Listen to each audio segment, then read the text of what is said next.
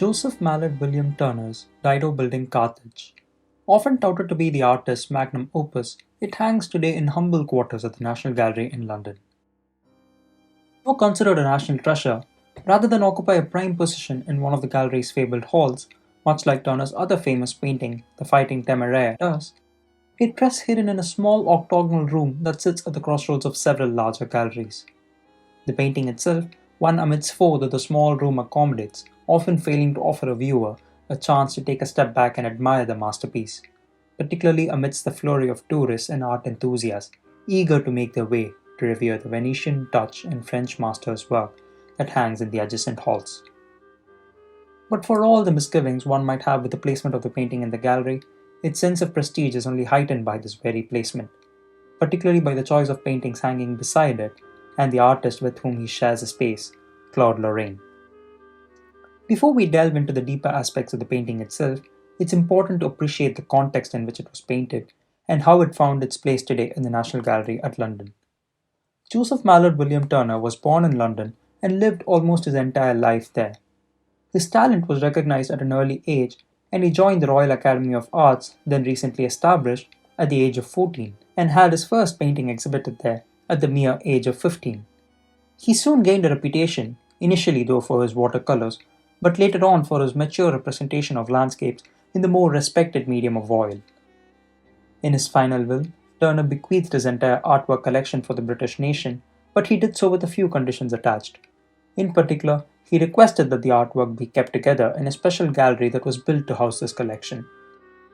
However, this condition was ignored in the years following his death, and the paintings today lie scattered across major museums in London, such as the National Gallery and Tate Britain.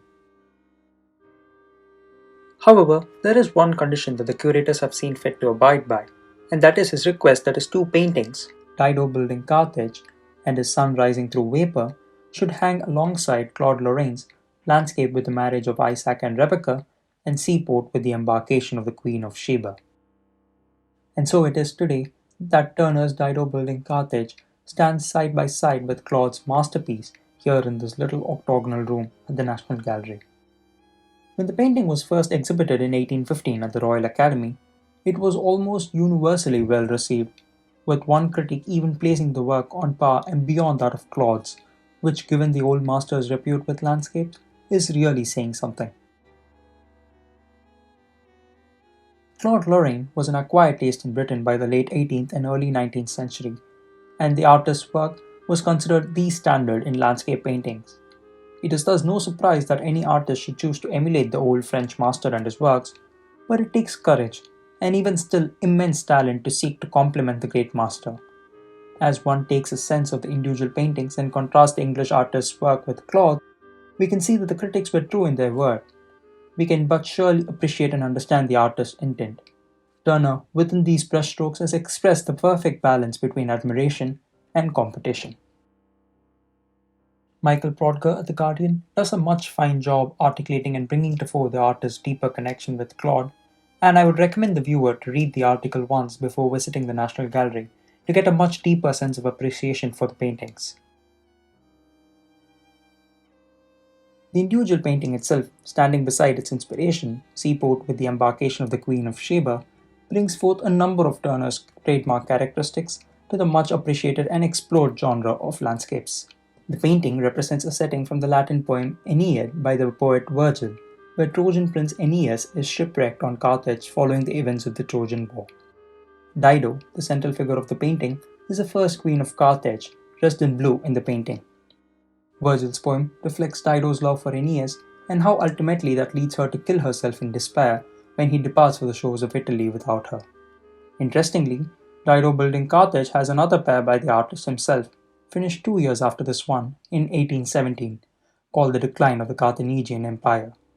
Remarkably, the subject of these paintings had great relevance in the context of the political climate in Europe and the Napoleonic Wars.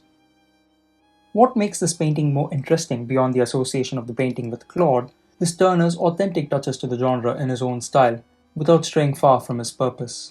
Often associated with luminous and hazy paintings that became a prime focus of his work in the later years, Dido building Carthage brings to fore the versatility that Turner possessed, offering a greater sense of narration and detail to the painting. Dido is seen supervising the building of Carthage, overlooked on the right side by the tomb of her husband, Sychaeus. The figure in front of Dido possibly represents Aeneas, who Dido is yet to meet. The sunlight pierces through the sky and reflects cleanly off the waters, while bearing Turner's trademark strokes, which allows the sky to match the sense of grandeur of the city beneath it. The detailing of the buildings and the trees fledgling around the banks reflects the authenticity of his homage to Claude's work. One of the most captivating things about the painting is, in a kind of paradoxical sense, that no single subject in the painting is intended to solely capture the focus of the viewer. Each time one views the painting, something remarkable and unnoticed earlier stands up, such as the cavern to the bottom right or the building upon the crag on the top right. This, I feel, is an intentional choice made by Turner towards offering a greater sense of depth in the painting. This is wonderfully complemented by the layered setting of the buildings with multiple perspectives, unlike Claude's flush, single perspective buildings, which again adds to the depth offered by the painting. The imagery and narrative strain of the painting is also dispersed rather than concentrated on the fore. The boat in the foreground is to represent the growing sea power of Carthage, while the presence of the tomb of Sychaeus in the setting is suggestive of the inevitable death. In any art form, the line between drawing inspiration and imitation is so fine that it is often easy to get carried away and unawares skirt this line. Particularly difficult when the artist and the work is as celebrated and revered as Claude's seaport painting was and is. But this is where Turner's careful mastery of the medium and the form shines. The painting stays true to the genre and incorporates classical elements of the landscape painting and Claude's masterful setting, while not shying away from Turner's own fluid strokes and luminous exposition of light. It's often work that pushes an artist to work outside his or her comfort zone, and work that stretches the limit of what the medium and the expression of an artist can communicate to a viewer that produces the most amazing work.